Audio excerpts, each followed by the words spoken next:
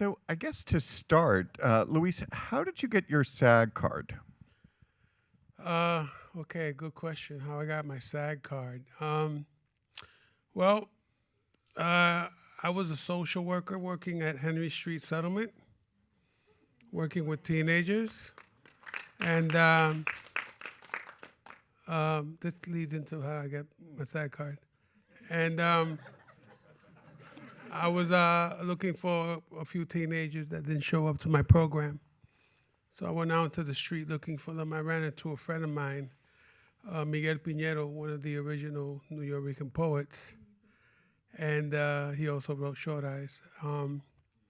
So I hadn't seen Miguel in like 3 years, and he told me he was writing for a TV show, and they were going to come to New York to look for people. So he gave me a phone number. Somehow I ended up going to Bonnie Timmerman's office.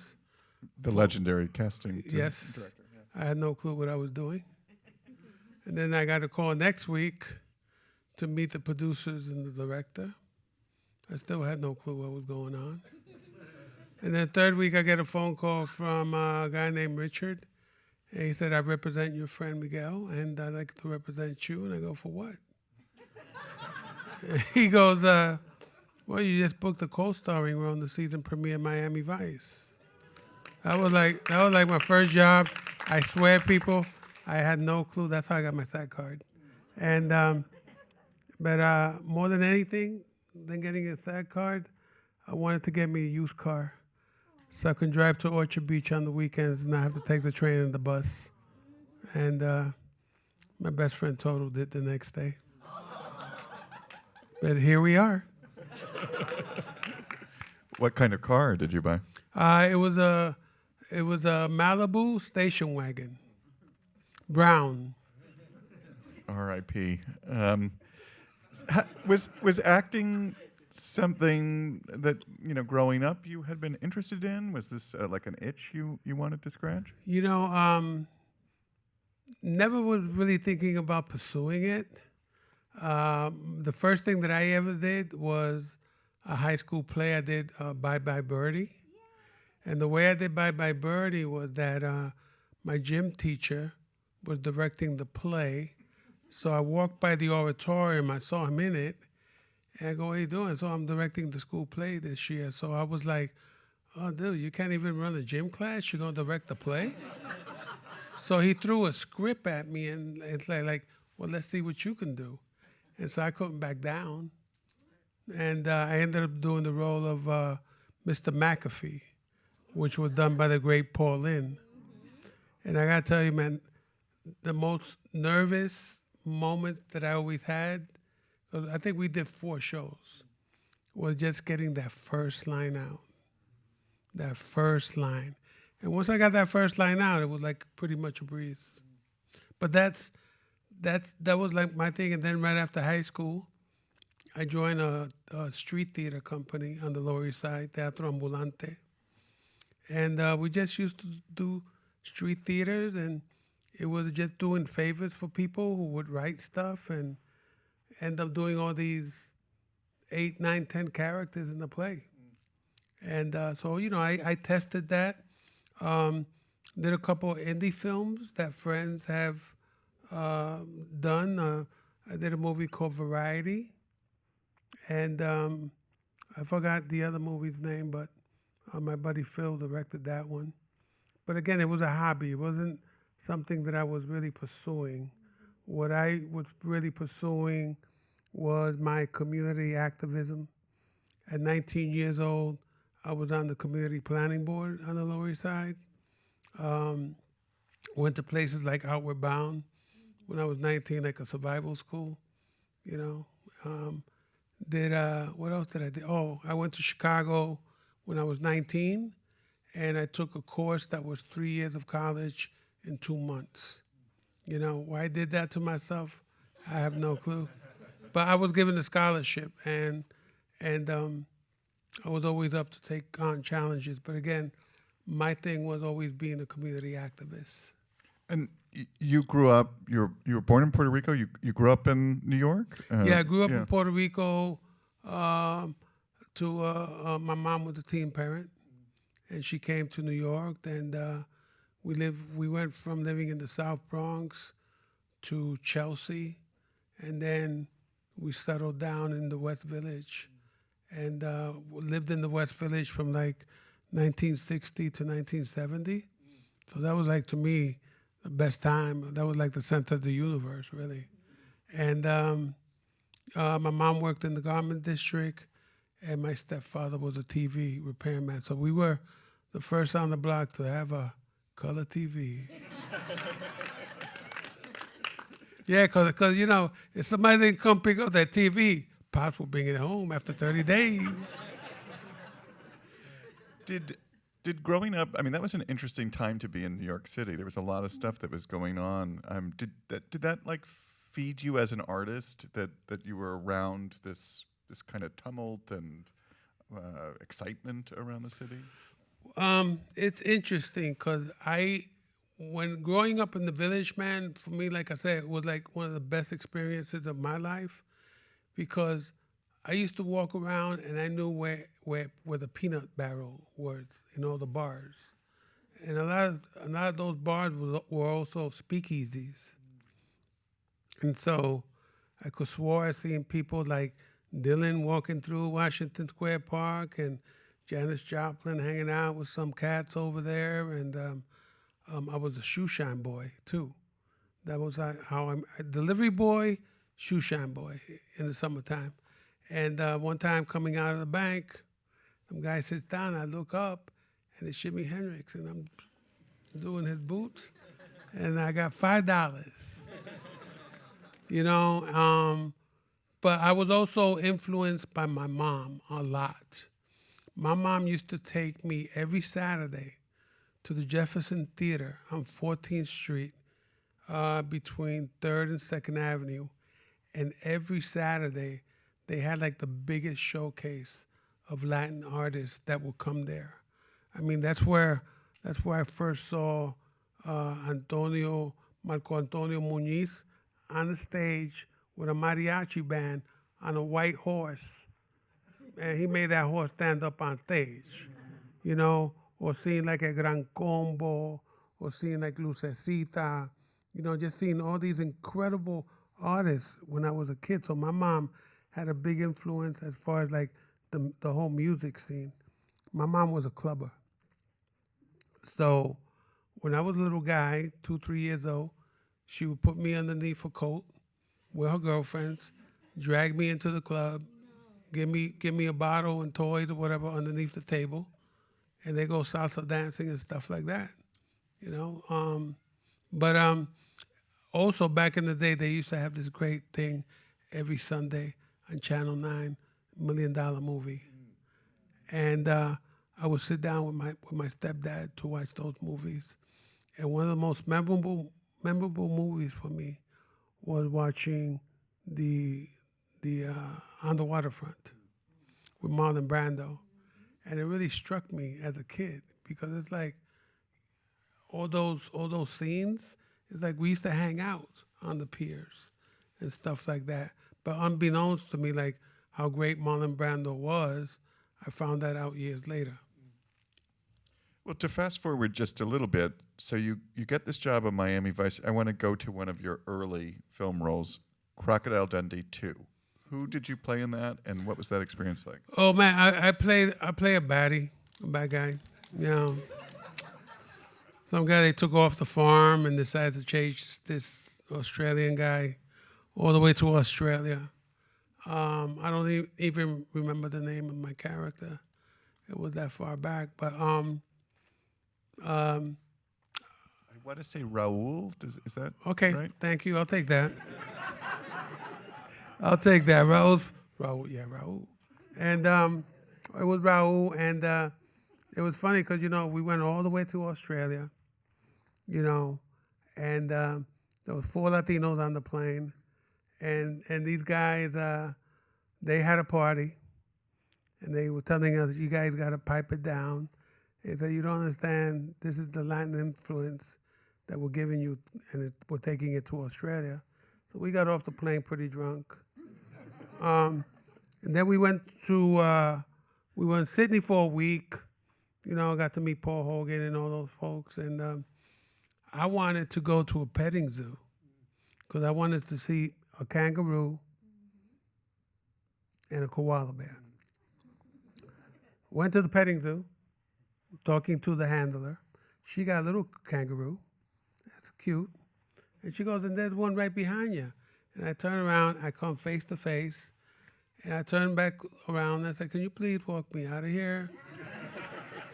Because it was like a rat. It looked like a big ass rat. And then I said, okay, let's take it down a little bit. Koala bear. Can we go? So, beautiful little thing. And I go, and she goes, yeah, it sleeps 23 hours a day. I said, really? How does it do that? Well, it eats eucalyptus. So eucalyptus to a koala bear is like heroin. So he's like not like a junkie for 20. Yeah. So I got to experience that. Then we went to the outback. Then we went to the outback where we shot, and it's like I was living National Geographic, because when you go out there, there's nothing out there. We lived in an encampment, like they built a camp, like we were the animals inside. Oh yeah, you ready for this? Here we go. So the first night that we there, the park ranger shows up, and he starts telling us, yeah, if you come face to face with a crocodile, we suggest you don't run straight. Because if you run straight, a crocodile can catch a thoroughbred in the first 100 yards. So you got to run zigzag. So we're doing exercises and running zigzag. So listen, man, he already ate me, okay? I tripped on my first step. And then they begin to tell you of the 20 most poisonous snakes in the world, 17 come from Australia. Of the 20 most poisonous spiders in the world, 17 come from Australia. So I was like, okay, this is what we're in for here. But it was a great shoot. It was a great experience. I'll never forget it.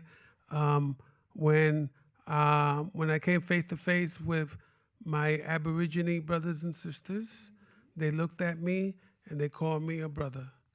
So yeah, and they wanted to adopt me, and I said, no, it's okay. But it was very interesting meeting them. The government had built a like housing project for them in the outback, so they took us there, and like really nice. So we go into the apartment of the chief. The chief's name was John. And so I walk in. I'm like looking for furniture. There's cardboard on the floor. So they still lived that way, But it was quite the experience, and it was because of that film, Crocodile Dundee 2, my first residual check. Back in the day when a residual check was a residual check, some of us know, I bought my first house in Vermont. Where you still live to this day, right? Not necessarily the house, but Vermont. Huh? You still live in Vermont, right? Oh, today? Yeah. Oh, yeah, I still live in Vermont. They call me the Puerto Rican land baron. Well, to move a little closer to the Bronx, kind of closer, but Carlito's Way, you did in 1993. What was that experience like? Who did you play, and what was it like to work with Brian De Palma?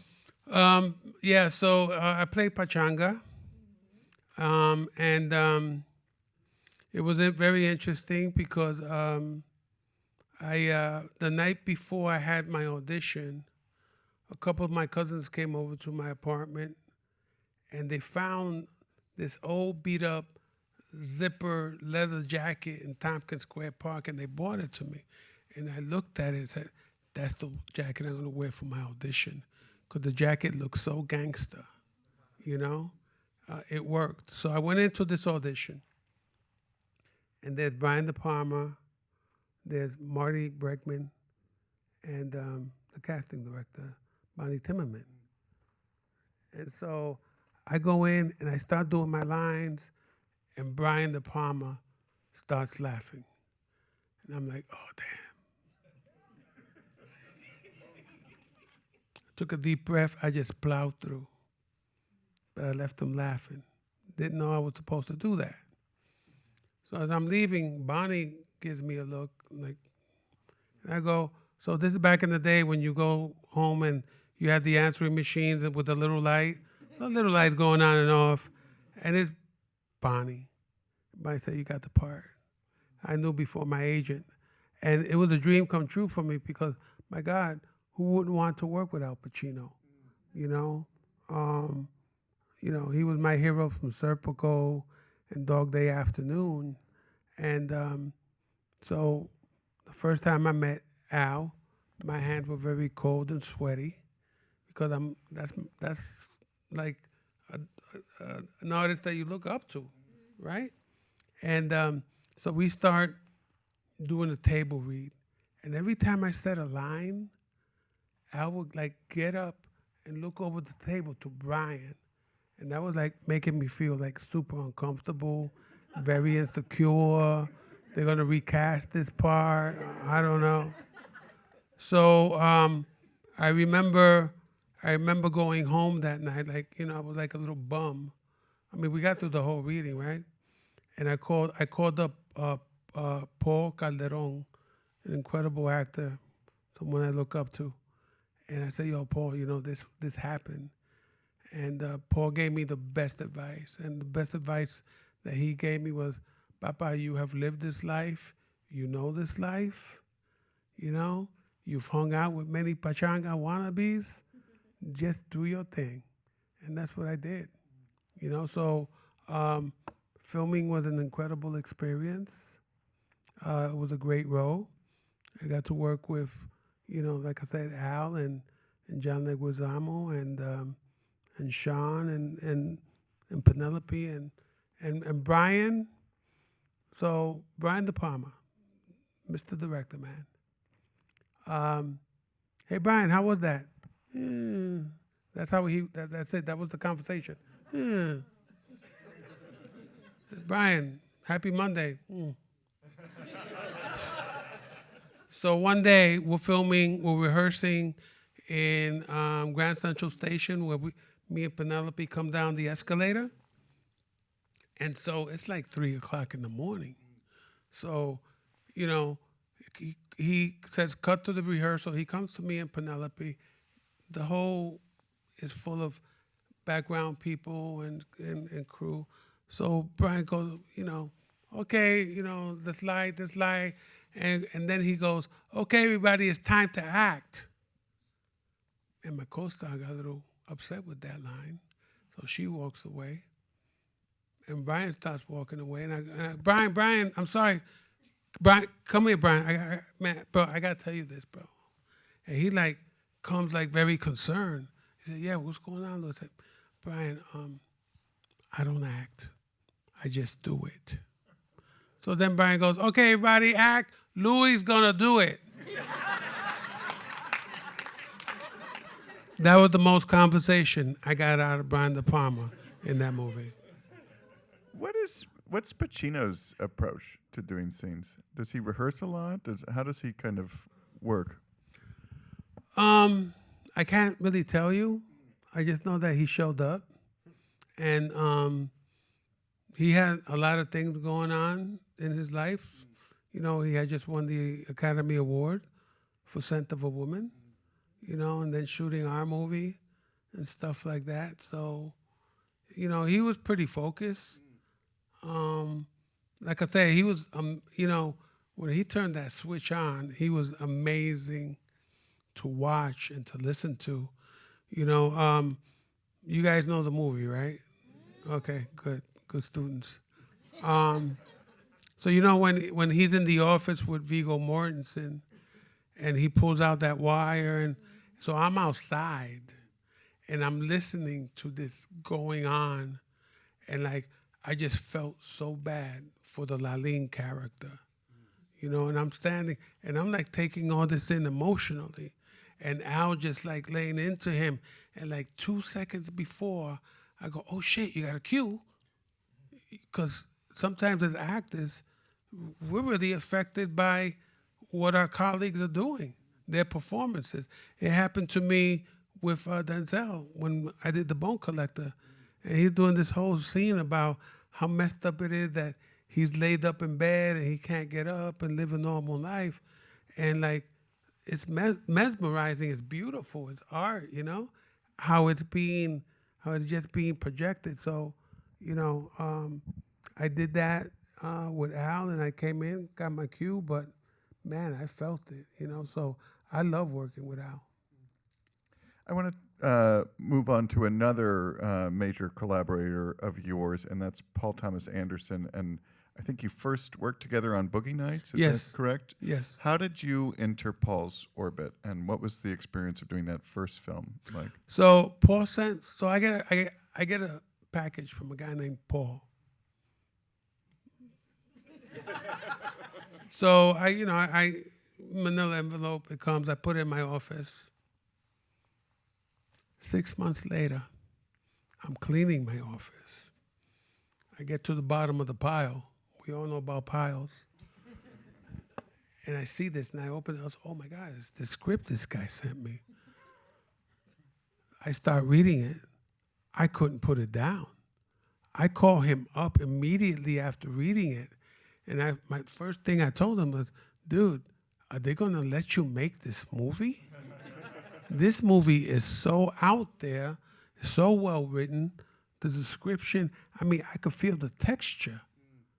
And so we get into this whole conversation, and it's like, dude, you captured that era incredibly well. And then they go, how old are you? And he mumbles something. It's okay, 35. He goes, no, I'm 25. I go, what? And so at that point, I said, this guy is really special. And I said, absolutely, I will do this movie. So, man, he's just a very, very passionate. He knows what he wants. He's an artist, man. He's in that Altman,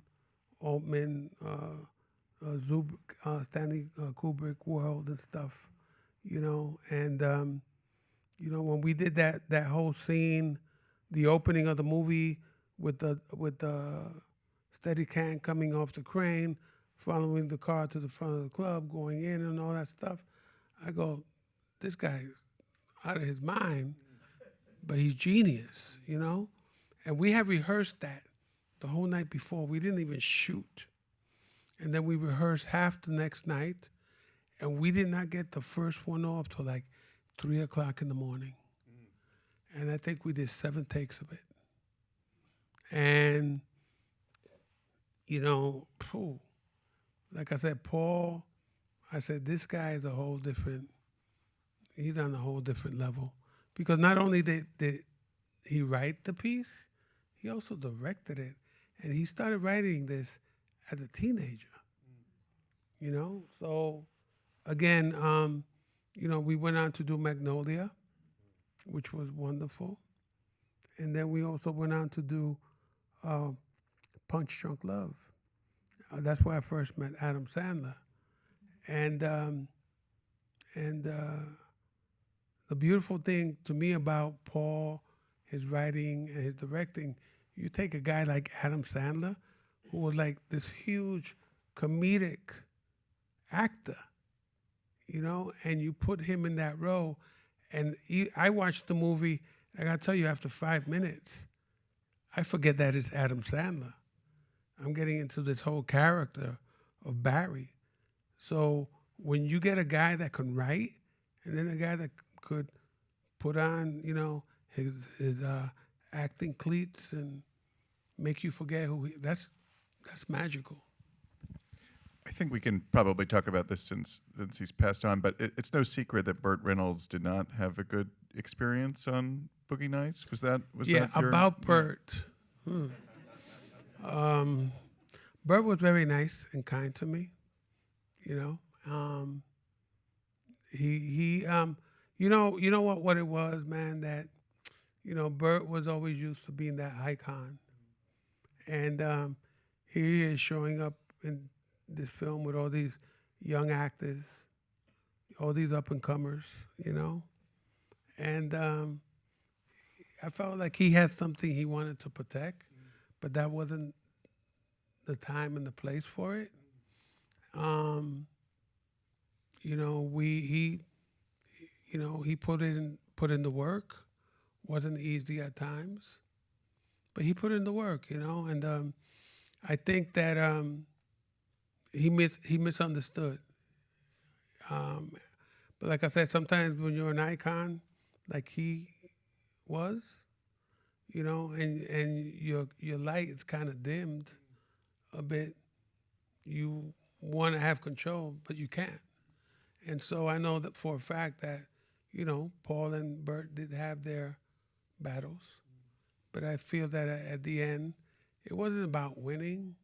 It was just like, you know, listen, I'm creating art, so you're a part of it. I mean, personally, I think he was never better than he is in that film, and it's interesting because whatever that experience was, as a viewer, I don't see it, and so I wonder, like, for you as an actor, are there times where the finished product has been great and seamless and wonderful, and maybe the experience was terrible, or the reverse, where you've had a really good experience and maybe the finished product isn't what you had hoped it to be? Yeah, you know, with movies like Boogie Nights, movies like Traffic, you know, you was doing something really special. Because I never go into something with the expectation of like, this is going to be huge. This is going to be big. You know, I go in with the expectation of just being an artist, complimenting my actors, looking out for my directors, doing my job. You see? Then it's in the hands of the director, the editor, the color mixing, the sound mixing, you know, because these are all the different levels till you come out with the product. The good news was I knew I had incredible scripts to work with. See, to me, everything really lies in the material of what you do. Um, it's not about who's in the movie, who's directing. I mean, yeah, that comes into play after you say, "Oh, this is a cool story," you know. So I've been fortunate enough to come across these projects. Um, I did do a movie that never came out that I was starring in.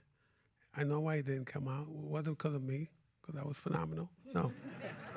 I did a movie called Aztec Warrior, this little independent movie.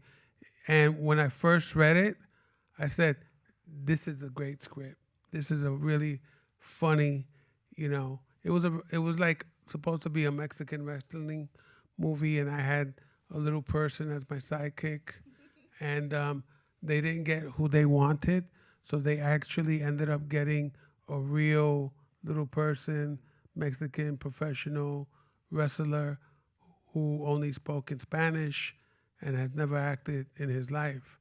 So there I was translating and acting class 101.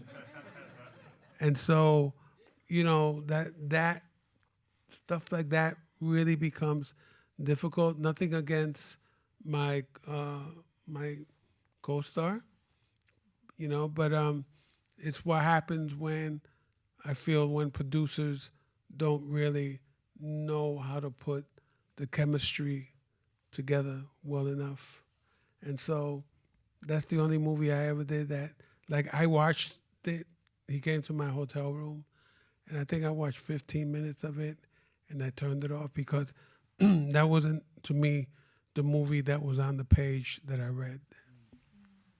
Well, let's talk about another important collaborator for you, and that's Steven Soderbergh. And you've appeared in The Limey, Out of Sight, Traffic. I think those are the films that you made with him. Yes. What's he like as a director? Why has that been like a creative relationship that's really worked for you? So, funny story of how I met Steve. May I?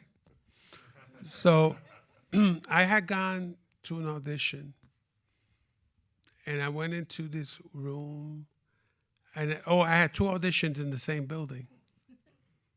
So I go into this room, and it's Steven, and I start doing my lines and everything, and he goes, "Excuse me, that's not the project. I go, okay. I was supposed to audition for the gentleman that did Welcome to the Doll House. Todd Solondz. Yes. Yeah. So I was given the wrong lines, right? So I do the right lines, and I got the movie. I ended up in Out of Sight, so that's how I met Steve. But Steve is a really imaginative director in the sense that he's very visual. You know, takes note of lighting. He works the camera. You know, you're pretty much left on your own to do what you do. So when we did when we did Out of Sight, you know, for me it was a no-brainer because you know you're a guy in jail, no place to go, you know, wanting to escape, and then when we did Traffic, man, just being teamed up with Don Cheadle, that's all I have to say right there, because Don and I, we pretty much improvised most of our stuff. And the beauty of it was Don and I never rehearsed. The way Don and I really bonded was before we shot, I invited him over. I cooked a meal, you know, Puerto Rican food, you know, rice and beans, some pork chops, you know. And he loved it. He invited me over to his place the next day. He made some micro food. I said, Don, what is this? So we bonded, you know, we bonded. We never talked about what we were going to do. We just did it, you know. And then when I did the Limey with him with Terrence Stamp, that was, I mean, for me, I was the kid on the block, and I was working with the old timers. You know what I mean? You know, Bill Duke, you know, Peter Fonda, Terrence Stamp. But even that, you know, even that film, it was beautiful because again, he was just very visual, just let you go out and do your thing. And for me, working with people though like Terrence Stamp and Peter I Fonda. mean, you have really great chemistry with Terrence Stamp in Oh, yeah. that movie. And I would be very intimidated by him. I don't know, maybe it's the roles he plays, but what was he like as a... Well, you gotta understand something about me. It's like I just show up, and sometimes I don't even know half the people that I'm working with till I show up, and I go, "Oh shit! Oh my God, it's him or her." But you know, I didn't really know who Terrence was, so that happens to me a lot, which I'm okay with. You know, because I come from a very organic place, and I just feel that works with the chemistry between people. I had to get used to his accent, of course. But man, Terrence was a very fine, wonderful person to work with. And we stayed friends for many years. You know, I was sorry to see him pass this year. He's on to his next journey, so. But man, it was just great working with that whole cast of people. And again, we would just show up. Not too many times that I rehearse with people, you know, which is not bad. You know, I did a show called Our Lady of Perpetual Grace with Sir Ben Kingsley, and written by Steve Conrad. Steve writes scenes that are like from 7 to 15 pages long. It's like doing a play, a scene in a play. And so, you know, as actors, sometimes we do something and we forget, and we say, can we pick it up from here? And Steve Conrad says, no, we got to go all the way back to the beginning and take it to the end. But anyway, I don't know why I said that story, but it was a good story. And I understand you kept a souvenir from Traffic. Is that correct? You Oh, yeah. So you know when you guys seen Traffic? Yeah. Wow, this is a good crowd. So you know when I get blown up? So they made... Like they really blew me up. No. So they made 2 busts. So I still have one with full wig and mustache, and it's in my closet. And once in a while, I put in the passenger seat of my car, and I'll start driving around. And like somebody, yo, Lou, you driving around with your brother? Yeah, he came up to visit, man. He looks like you. Yeah, people say that. I still have that thing, you know? So you were talking a little bit about writing and kind of exacting writing. I want to talk about a show you did that I really loved, but it only lasted one season, and that's John from Cincinnati. Yes. Tell me a little bit about working with David Milch. Oh, man, David Milch, man. David Milch is a genius in his own right. Man, when we did that, you know how you get a script after every you get next week's script, like on a Thursday? Well, next week's script was Monday morning, waiting outside of his writing trailer for the scenes. He was like writing it as you go. You understand? So we had no clue what we were doing ever or where the story was going. So right away, I kind of embraced that. And there were other actors, you know, because, you know, we're creatures of habit, right? So when somebody takes you out of that comfort zone, you become pretty uncomfortable. So I was just, yo, bro, just go with the flow, you know? But the thing is, like, he would write the scene, and then he would come out, and he would congregate everybody. We would read the scene, and then he would ensue to do like a 45-minute lecture about what the scene was about. And then he would say, Lou, you say your eyes are red to him.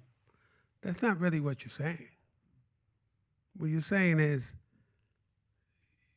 you look like one of the happiest people in the world. And so it was like when you work with David Milch, you had to understand one thing. It's like shifting from the left side of your brain to the right side of your brain, because that's how he wrote. And it was genius, you know, and it's like you have to, you know, undo the code of his writing and make it understandable. And I love that, because it was a different kind of challenge, you know. And so he would write stuff, and like I said, he would go half hour, 45-minute explaining it. And we had such a great cast, you know. Eddie O'Neill, Willie Garson, you know, Rebecca De Mornay, so many great people in there. And like, you know, it was the first time that I ever worked on a show that we had to wait for the sides because they were being written. And I think it was a great show too, because it made people think. You know, it had a certain intellect to it. You know, and unfortunately, he went $26 million over budget. HBO said that's it, and we were done after one season. I mean, how frustrating that is that to have that kind of experience? Where I mean, I love that show so much, but to have it end kind of prematurely, I would have loved to have seen, you know, those characters. Well, that happens a lot in our world, you know, and I feel you really see that it's just the business sometimes, and it's not about the art, or it's not about we're going to put a period on this, you know. So, as an artist, as an actor, that becomes very frustrating to me too, you know, because you kind of you wanna be able to let your audience know. So this is what happened. Like I was watching a movie today that just came out, and it's about somebody fired a missile at us. Oh, House of Dynamite. Yeah. Yeah. And so I'm watching this movie. I'm like all nervous and everything, and biting the towel. You know what's gonna happen, and then they leave you hanging. You know, great movie, but it's like, so what happened? ran out of money. No, that's not. I want to also talk about another of your film performances that is a particular favorite of mine, and that is the Count of Monte Cristo, which is a different kind of project for you at that point in your career. How did that come to you? What was that experience like? So I was shooting a movie in the Bronx called Double Whammy with Dennis O'Leary and Steve Buscemi. So one day I'm in a van and we're going heading to lunch. My phone rings. It's a guy named Kevin. Hi, I'm directing a movie called The Count of Monte Cristo, and I would like you to play the role of Jacopo. And I go, okay. Did you call my agent? No, your agent actually gave me your number. Oh, okay, cool. So that night, I said, oh my God, I read this book in high school. I hated it. I'm sorry. It's a great book, but so I go, absolutely. So, I end up going to Ireland, my first time to Europe. I get into the car. The guy that's driving me is speaking the most eloquent, beautiful English I have ever heard in my life. Did not understand one word, because the accent is different. So anyway, we go, and I'm meeting Sir Richard Harris, who's in the movie, who I love. Meeting all these actors from Scotland, Ireland, England. They're speaking the most perfect English in the world. Here's a kid from the Lower East Side, just come, Willie Colon, Hector Lavoe world. And I go, okay. So I had like 3 weeks to work on my, and I was always asking for a dialect coach, but they wouldn't send one. So I said, I got to do this on my own. So we had done a bunch of little pop-up scenes, no dialogue really. And so I have my first scene in the movie. And the scene is when I roll up in a horse and carriage with all the jewels, and I tell the guy, we're gonna buy your land. So, and action. Hello there, sir. How are you? Yes, we're here. Cut.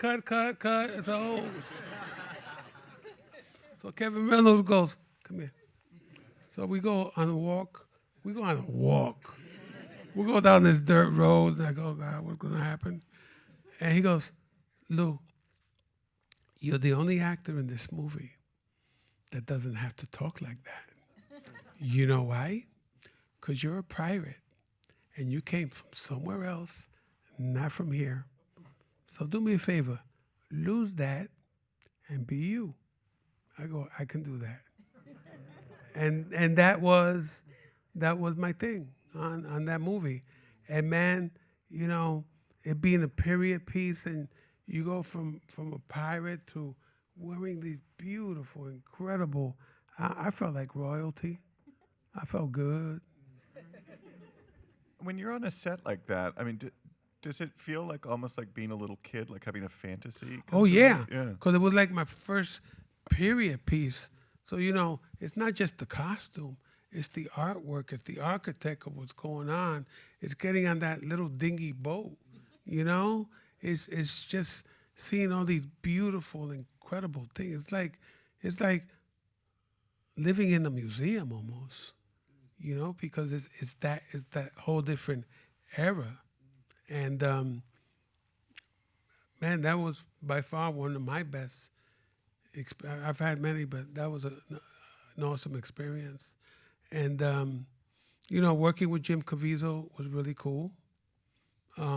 Challenging at times, and but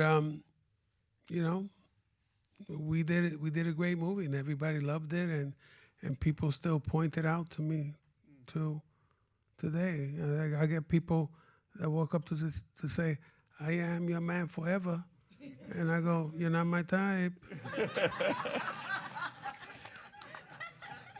How, in a In a career, you know, I'm sure that people want to sometimes pigeonhole you as an actor. You've done this, you've done that. You should do something that's totally similar.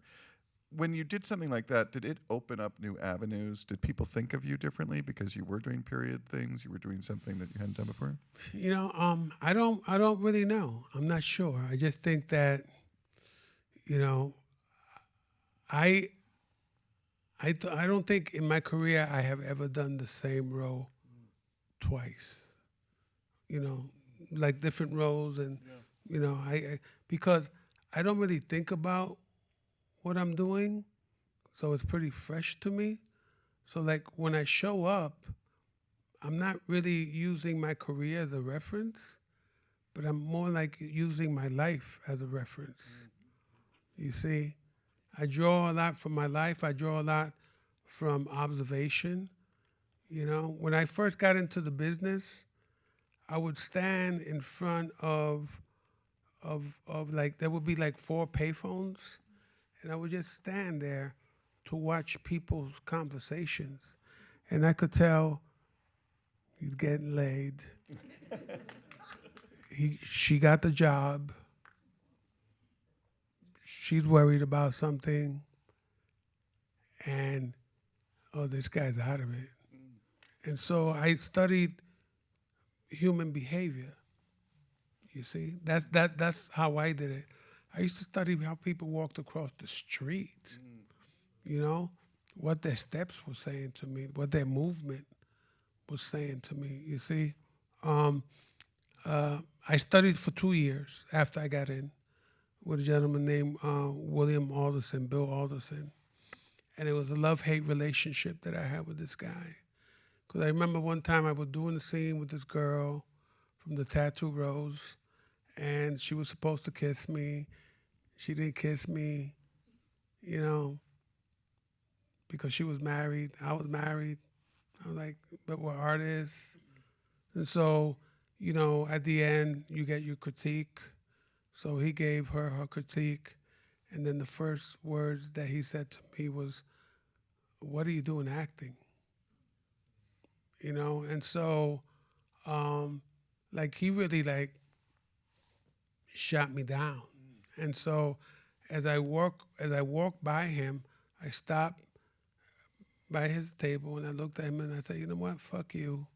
And I went and I sat down.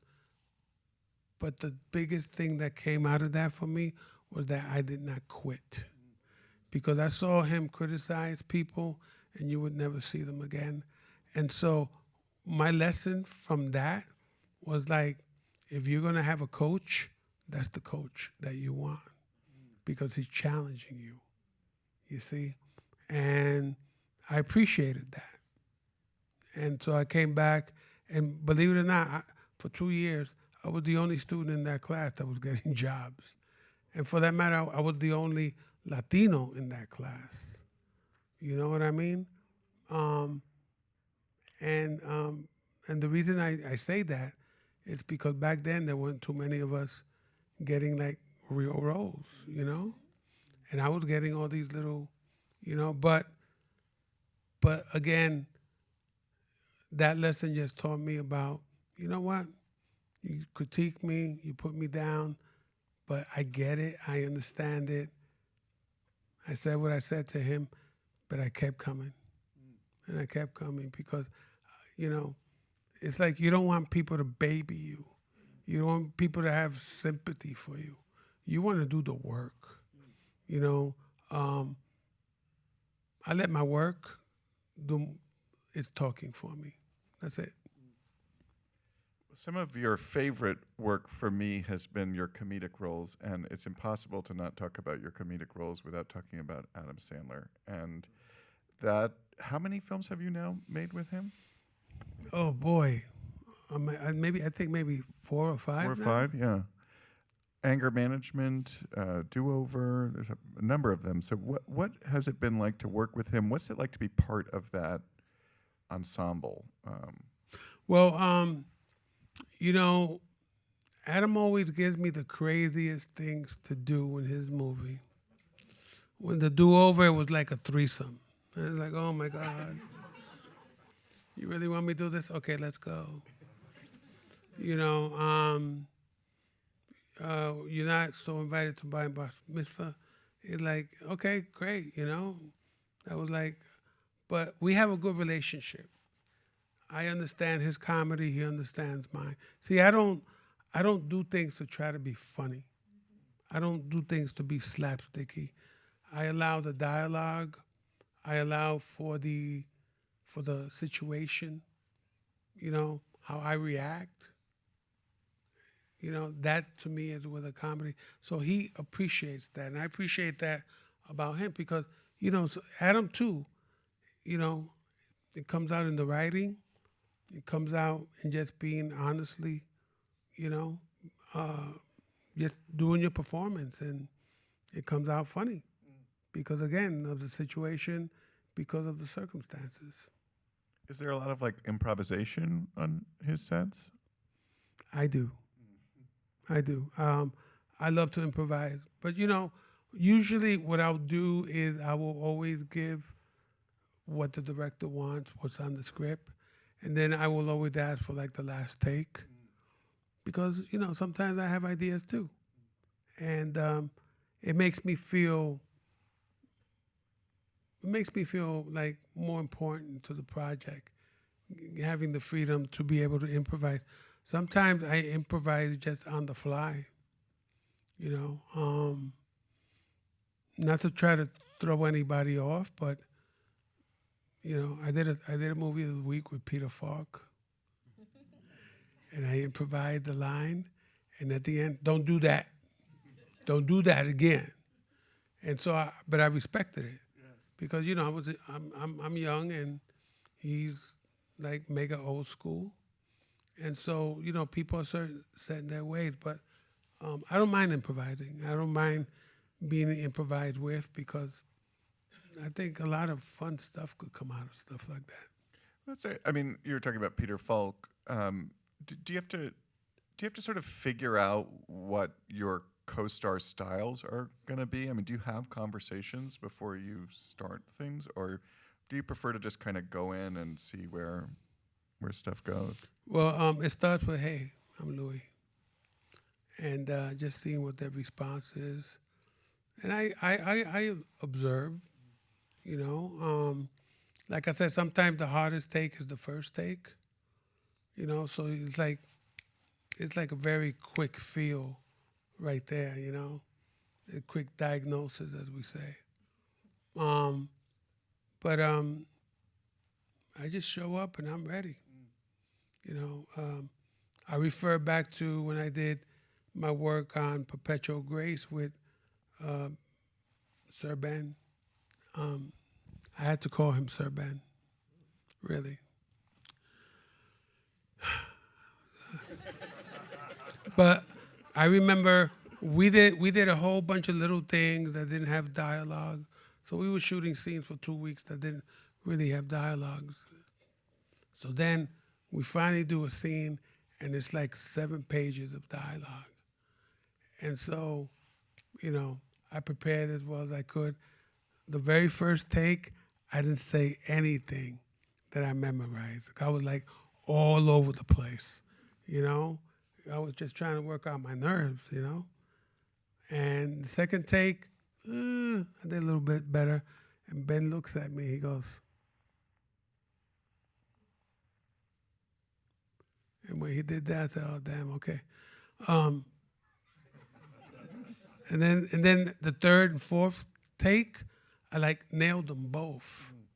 And then Steve Conway go, "I got everything I need," you know. So sometimes it takes a little bit of warming up, but man, once I warm up, I'm on a roll. And sometimes I like to really speed things up because sometimes I work according to my rhythm, you know. So I'll tell the DP, "Bro, get the lighting right, man, because I'm gonna fly through this." Well, I want to talk to you about a show that has really just been such a phenomenon, and that's Wednesday. And how did you get that role, and what interested you in it? Yeah. Thank you. I was shooting a movie in Cardiff, Wales, with Tom Hardy. I get a phone call from my guys, and they say, "Hey, Tim Burton wants to talk to you." I'm sorry, who wants to talk to me? Tim Burton. Like, Tim Burton? Tim Burton? Yeah. Oh, shit, yeah, I want to talk to him too.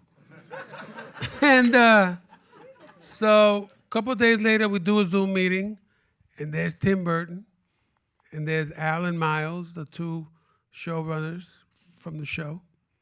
But Tim's doing all the talking. And yeah, we're doing this project, and we would love for you to be a part of it. And yeah, you're perfect for it. And what are you going to say? Yeah, I'm ready. And so he goes, great, we'll see you soon. Hangs up. And I go, he didn't even tell me the project or what. So I call my people, say, yeah, it's a show called Wednesday. Wednesday. Okay. And who would I be playing? Oh, her father. Whose father? Wednesday. Oh, Wednesday. And do you know Wednesday? I don't know Wednesday. Who's Wednesday? They go, Wednesday from the Addams Family. Oh, that Wednesday. So who am I playing? Said they want you to play Gomez.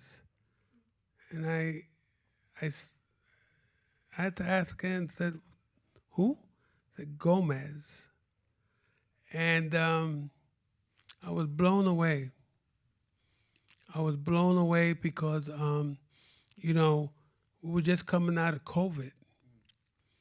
And right before I took the Tom Hardy movie, I was actually like going through all my stuff, thinking, okay, maybe it's a good time to retire now, you know? And I get this part, and it was like, nah, baby, you got more coming your way, you know? And so,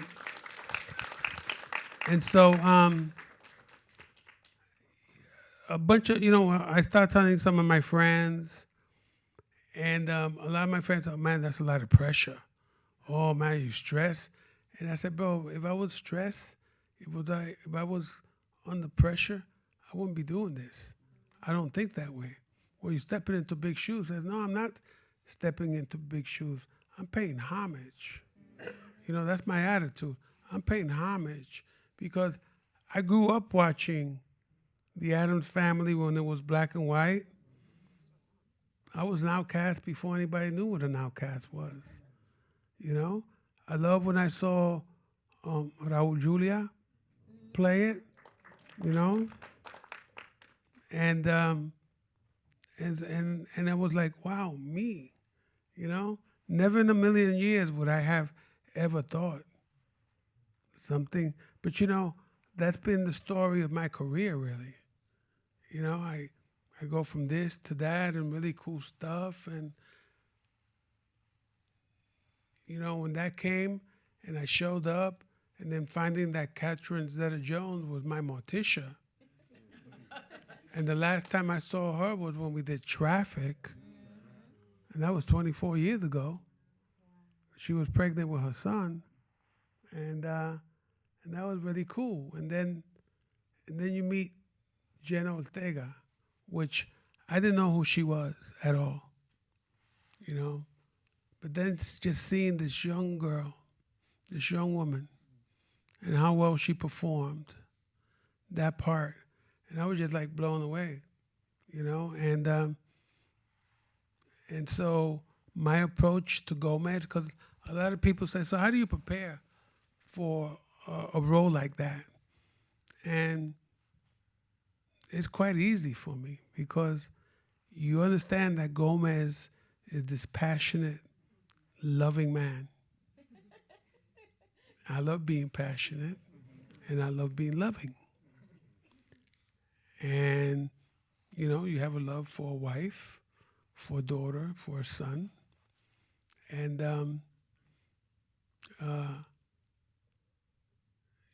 I just apply those things and it works. You know, this is not something I have to think of. What I call my little bombita or my little storm cloud, that's love, you know? When I look at my mortician, I say, mi querida, you know? That's easy. It's beautiful. It's simple. It's organic, and just all the costumes, the sets. You know, the first season we shot it in Romania, and then the second season we shot it in Ireland. So, yeah. I mean, obviously you've been in so many great films and you've had great roles in them, but Netflix, everything goes out to 100 million people around the world. Do you feel like you've been introduced to younger audiences? Oh my God, my fan base, 8, 9, 10 years old. I got a whole army of them.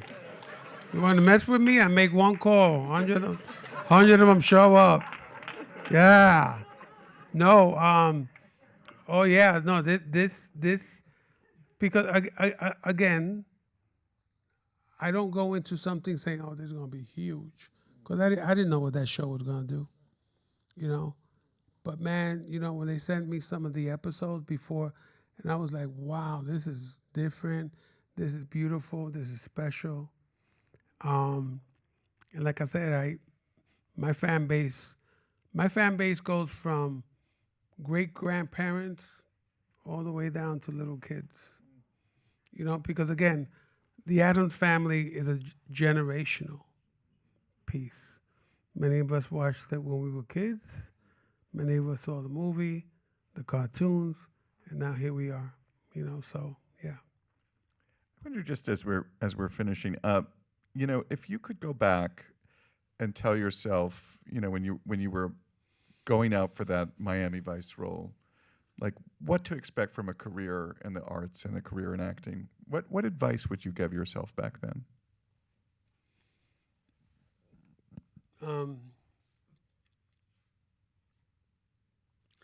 Well, the advice that I gave myself back then was learn as much as you can, be very observant, be a good listener, and humble yourself every day.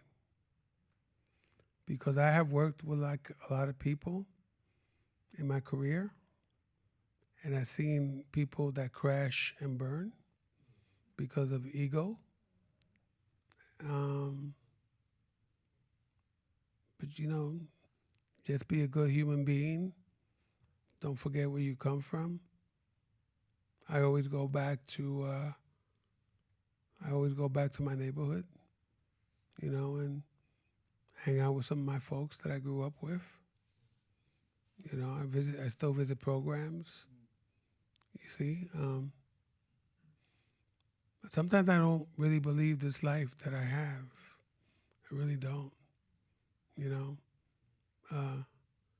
I never realized that in my life, because I used to think it was weird hearing this about other people back in the day, but I never knew that I couldn't leave my apartment without wearing a hat and sunglasses just so I could make it to where I had to go.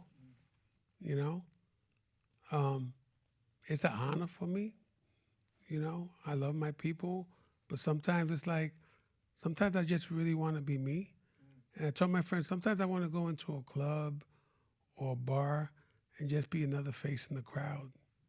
You know, because I love to dance, I love to party. You know, that's how I grew up. And, you know, sometimes you go into a place and right away people are grabbing you and bye-bye. And I got to tell people, you know what, before I leave, we'll do this, you know.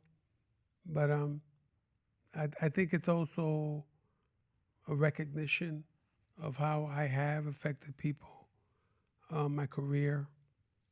But I'm just happy being me. That's why I live in Vermont. You know, I live in Vermont. I stack my own wood. You know, I go to a supermarket and people go, "Oh my God, you're shopping." And I go, "Yeah."